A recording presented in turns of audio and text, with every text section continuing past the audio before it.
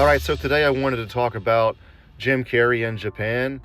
This picture here is of, One Piece, and the One Piece creator is known to really like Jim Carrey, and there's a lot of versions of Jim Carrey in One Piece. However, that's just him.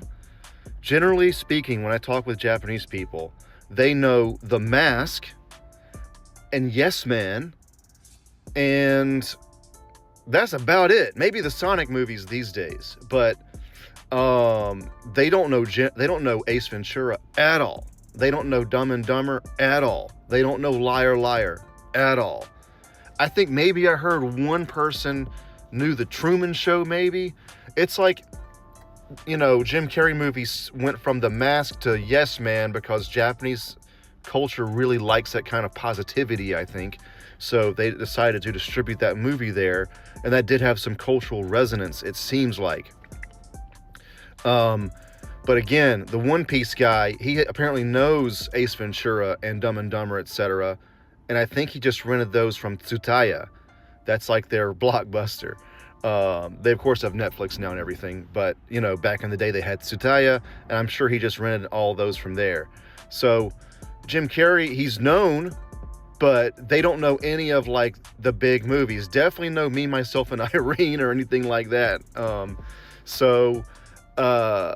Comedy in general is very hard to translate.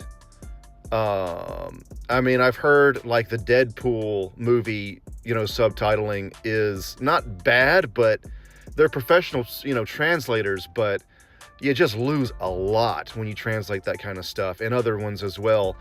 I think Austin Powers, the first one, might have had some cultural resonance in Japan. People seem to know him. People seem to know Austin Powers, but that is about it.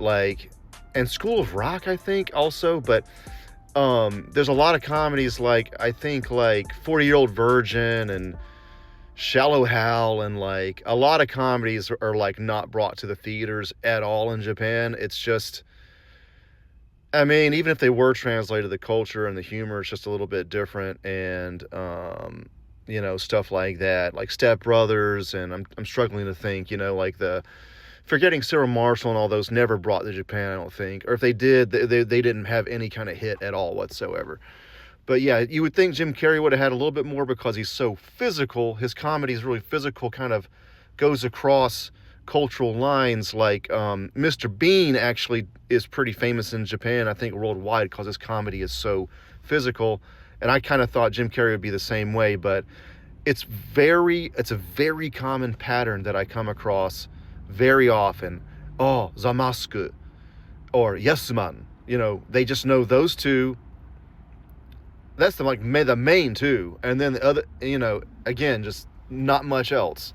So there it is. I'm a huge Jim Carrey fan. Again, kid of the 90s, love that stuff. I personally think my top comedies of all time are Dumb and Dumber, Oh Brother Where Art Thou, and My Cousin Vinny. But Ace Ventura, they're close, and of course Tommy Boy and all that, and Billy Madison, all the 90s comedies I grew up in. I love all those. So anyway, that's it for today.